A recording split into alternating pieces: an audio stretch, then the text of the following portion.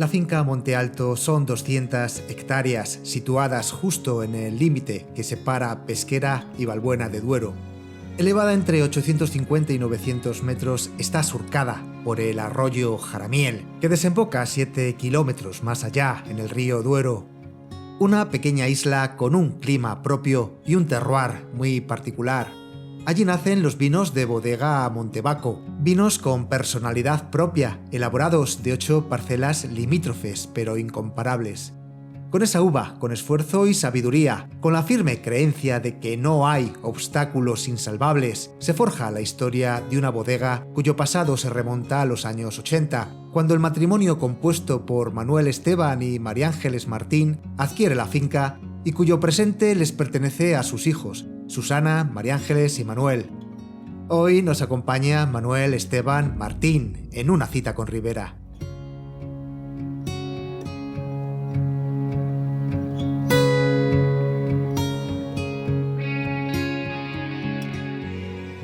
Manuel Esteban Martín, bienvenido a una cita con Ribera. Muchas gracias por estar aquí y visitarnos. La historia de bodegas se remonta, de esta bodega de Montevaco, se remonta a 1982, cuando tu familia adquiere la finca Monte Alto, pero el origen del lugar nos lleva un siglo atrás, exactamente cuando el primer marqués Alonso Pesquera adquirió la finca. No sé, me gustaría primero que me hablases de la historia de la finca Monte Alto y que es donde parte el proyecto de las bodegas Montevaco. Efectivamente, la finca Monte Alto es una de las históricas de la provincia de Valladolid. Incluso podríamos decir que se remonta a la época de los monasterios, cuando el Cister, la Orden del Cister, llegó a España, trayendo también la cultura del vino aquí, ¿no? Y aquí cerquita, en San Bernardo, hay el monasterio de Santa María de Valbuena. Y eran estos monjes de la Orden del Cister, propietarios, se ocupaban de labrar estas tierras, ¿no? Principalmente con cereal, pero también, lógicamente, como buen monasterio del Cister, tenían una pequeña porción de viña, la cual cultivaban, ¿no? Y aquí venían pues cada mes, seguramente, pues 2 o 3 monjes a ver cómo llevaban las labores, ¿no? Los campesinos. Después, con la desamortización de Mendizábal, pasó a manos del marqués Alonso Pesquera, uno de los grandes terratenientes de la zona, la verdad. Podemos decir que de aquí a 20 kilómetros a la redonda, pues tenía las posesiones de este marqués, ¿no?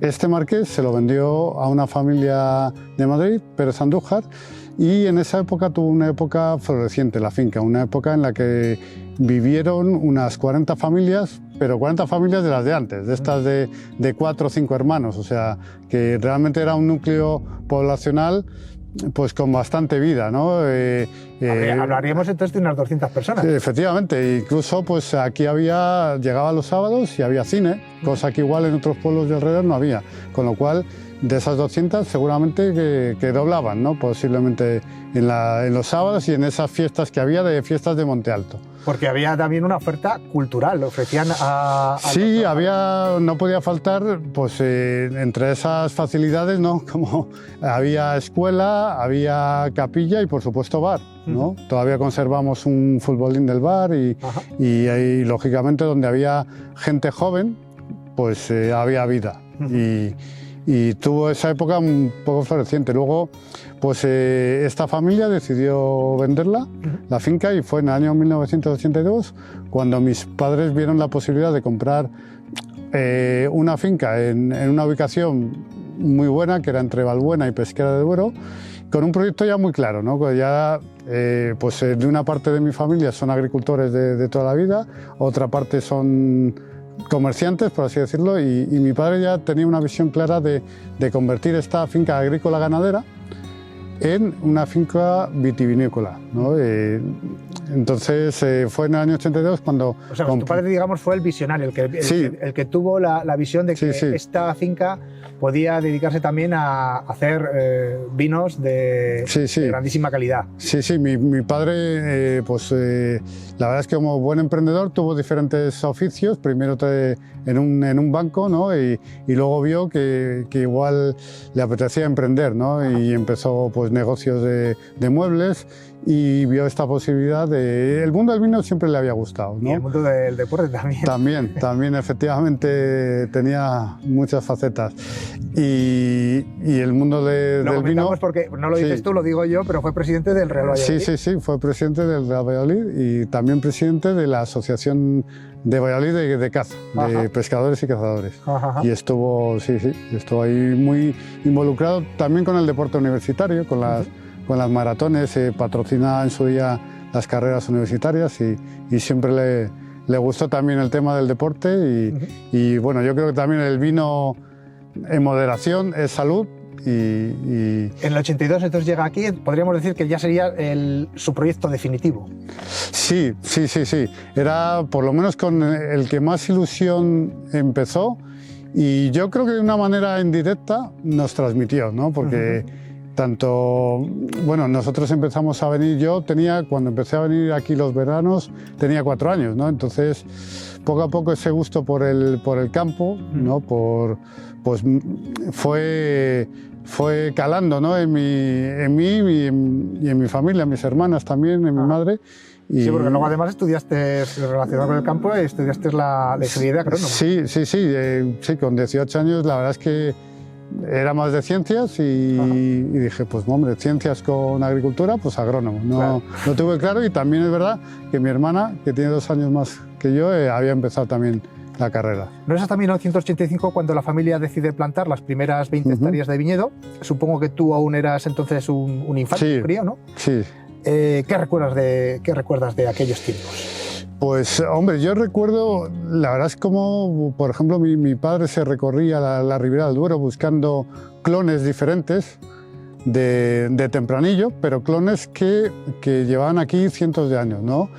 A ver, lógicamente, yo creo que también fue un visionario a la hora de profesionalizar desde el principio una bodega. ¿Qué quiere decir? Que mi padre sabía de muchas cosas, pero no ni mucho menos sabía de viñedo. Entonces, siempre, pues incluso con algún profesor de la Escuela de Agrónomos de Madrid, se asesoró con gente que llevaba mucho tiempo en la zona de Pedrosa, de la zona de Valbuena, que eran viticultores, viñadores de toda la vida, ¿no? Se dejó aconsejar y al final yo creo que también es una de las claves de la buena planta que tenemos hoy, ¿no?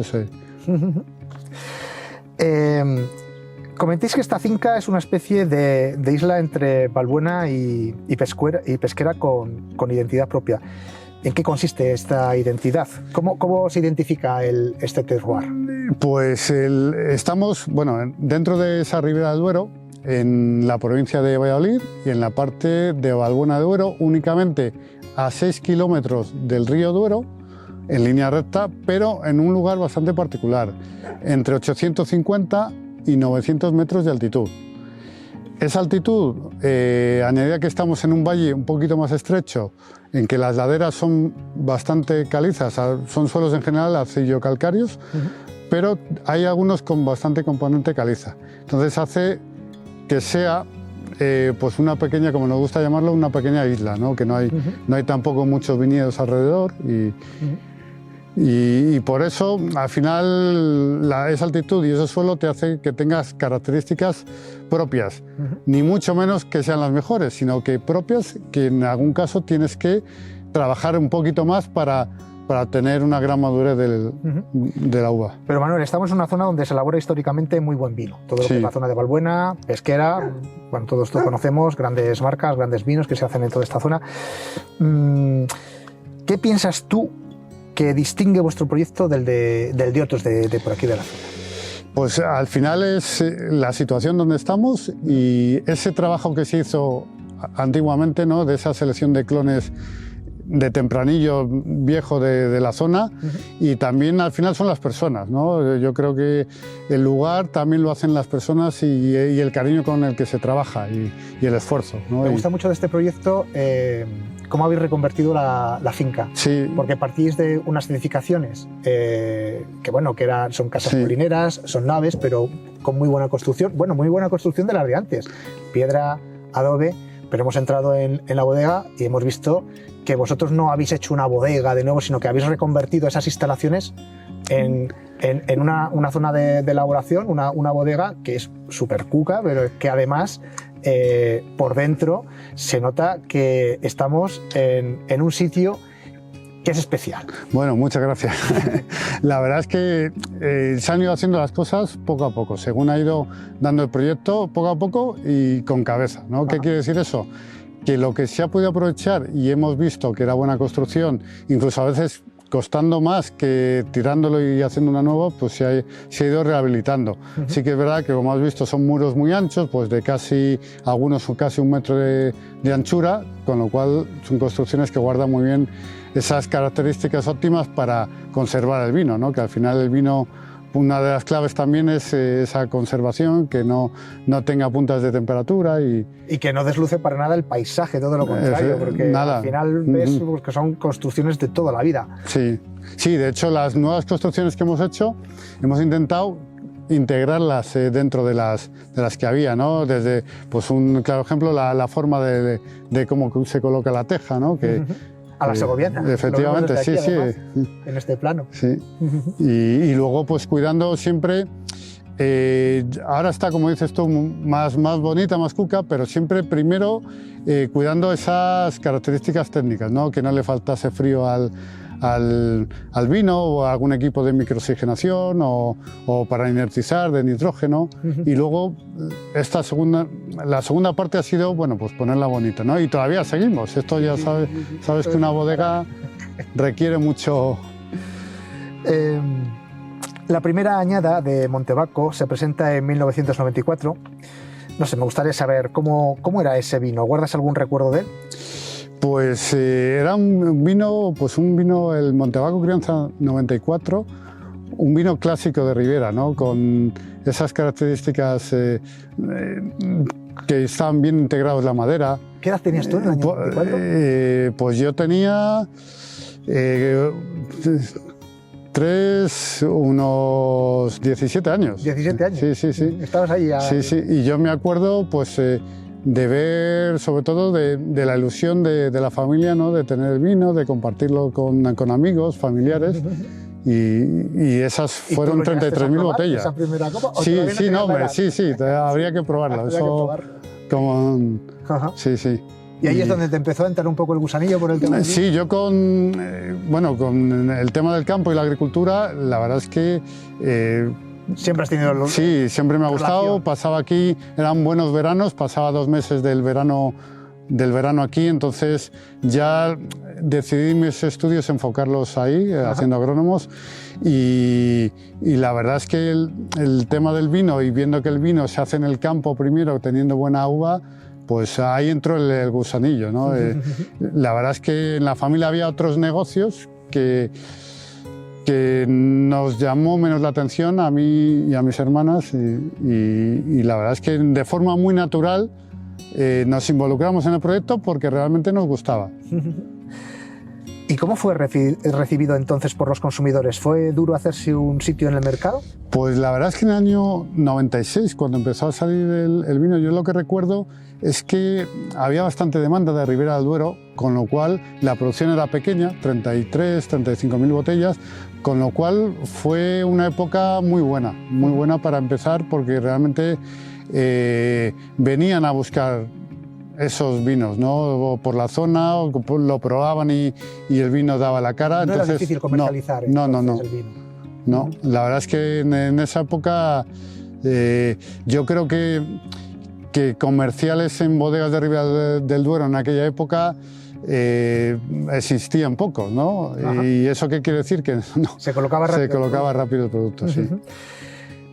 En 1998 fallece tu padre. Durante este periodo habéis pasado de tener 25 hectáreas a las 48 actuales, una parte además certificada en cultivo ecológico. Además ya no tenéis una única referencia, incluso habéis dado el salto a otra denominación de origen. No sé, ¿ha costado mucho llegar hasta aquí? Pues sí, la verdad es que ha costado, sí que yo creo que no es todo en una bodega... ¿Cuál fue el momento más duro que recuerdas? Pues seguramente está claro que durante el año 98 esa parte de enfermedad de mi padre y el año 99, ¿no? El continuar el proyecto sin él, que era una pieza clave está claro, de esto. Jovencísimos entonces. Sí, yo estaba pues en segundo de carrera, por así decirlo, ¿no? Entonces, una época, yo sí que es verdad que tuve la fortuna, la suerte de contar que mi madre se pusiera enfrente del negocio y poder continuar con mis estudios hasta que terminé. Y quizás sí fue esa decisión en el 99 de decir, seguimos adelante, teníamos derechos de plantación, podíamos haberles vendido, se pagaba muy bien, pero yo creo que fue una decisión valiente el decir, continuamos adelante, seguimos apostando por la bodega y se siguieron plantando esos viñedos, ¿no? Esas otras unas 20 hectáreas mayores, porque confiábamos en el proyecto, creíamos en él. Pero podríamos considerar a tu madre, a María Ángeles, digamos, la que os dio el impulso para continuar. Está claro, sí. Está claro que fue un empuje muy grande, ¿no? El tener un referente que se pusiera enfrente, ¿no? Que hubo unas circunstancias internas de bodega con socios que no eran del todo cómodos, que pudimos solventarlo, pudimos comprar esa parte y ella fue la referente, está claro. ¿Cuándo comienza la colaboración? ¿Cuándo y cómo comienza la colaboración con César Muñoz y qué aporta al proyecto de Montebaco? Pues, por así decirlo, la verdad es que fue un tema que dejó resuelto mi padre, ¿no? Por así decirlo, César empezó en bodega, pues gracias a una amistad de mi padre, bueno, se puede decir, ¿por qué no? Porque con Mariano García, gracias a Mariano García, le preguntó, ¿no? Por alguien que le viese con futuro. Pues, Mariano había hecho las prácticas, César había hecho las prácticas. Sí, efectivamente. ¿Con Mariano? Sí, le conocía y fue el que nos lo recomendó y desde el año 97 pues está aquí y la verdad es que ha pasado a ser una parte más que colaboración, una parte de la familia, ¿no? Yo tengo dos sobrinos preciosos de él. O sea, que ahora es tu cuñado. Sí, efectivamente. ¿Se conocieron aquí entonces en la bodega? Claro, sí. ¿Con tu hermana? Sí. ¿Susana? Sí. Ajá. Qué bueno. Hablemos ahora de los vinos, dirigiéndonos a un consumidor que quiere disfrutar sin tecnicismos, vamos a hablar, ¿de acuerdo? No sé, ¿qué ofrece Montebaco en líneas generales a quien nos escucha? ¿Cómo describirías en 3 palabras tus vinos? Y luego ya me empiezas a contar tus vinos. Pues intentamos que los vinos expresen de dónde vienen, de Ribera y luego de este particular sitio que es la finca Monte Alto. Que sean, al fin y al cabo, que sean honestos, ¿no? Que digan, bueno, que digan de dónde vienen, ¿no? Pues la gama quizás no sea tan clásica, la gama de Ribera del Duero, de tener un joven, un crianza, un reserva. Porque empezamos por semeles ya un crianza. Sí, ya tiene 12 meses, sino que es más el criterio es seguir de dónde viene la uva, ¿no? Viene de estos viñedos un poquito más joven, con un poquito de merlot, y luego también de dónde viene la uva y cómo lo elaboramos. Pues así tendríamos el primer vino, el Semele, que es un vino que tiene 90%, 95% tempranillo y el resto merlot, con una elaboración en la que buscamos menos extracción, menos igual lo clásico de Ribera de la potencia, sino más equilibrio entre la fruta y la madera. Y normalmente está los 12 meses en barrica y sale como crianza. Tenemos el Luego, pues sería pues Montebaco como la bodega, sería el buque insignia, ¿no? El que viene de diferentes parcelas de la finca Monte Alto, tempranillo, solo, normalmente con un poquito más de tiempo en barrica. Y más estructura, supongo. Y más estructura, sí. Sí, se podía decir que quizás más Ribera, más clásico de Ribera. Más clásico. Luego, Cara Norte es un proyecto que, aunque le empezamos hace 5 o 6 años, con esas parcelas que hemos dicho que son ecológicas, es una parcela de Cara Norte, que es una ladera, que llega casi a los 900 metros de altitud, con suelos muy calizos, con bastante pendiente, que ya de hecho hace 4 años la certificamos en ecológico y lo sacamos como vino de una única parcela. Y la verdad es que estamos teniendo muchos éxitos. Esto, a diferencia del Montebaco, es algo diferente. Por la altitud que tiene, quizás es la viticultura... Que es un vino más fresco. Más fresco, es la viticultura más extrema de esta área, ¿no? Por la altitud y la orientación de la parcela. Y luego el Selección Especial es un vino, como bien dices, una selección, ¿no? No lo hacemos todos los años, solo en las añadas que pensamos que dan las características también, porque el año que vemos que no, pues usamos esta uva para complementar el Montebaco. Y muy pocas botellas, 5.000, 6.000 botellas al año. ¿Cuál es la última añada que ha salido? Pues la última añada saldrá 2016. 2016 saldrá. Sí. Y la última es la 2015, la que ha salido. La que estamos ya terminando es 2015. Bueno, te voy a hacer una batería de preguntas de respuesta rápida. ¿Cuál es para ti el vino que más os representa de todos estos? Montebaco. Montebaco. ¿Y el que más cuesta de elaborar, el más difícil? El más difícil, pues el Selección Especial. Selección Especial. Sí, tiene... ¿Cuál sería el más fácil de beber? Semele.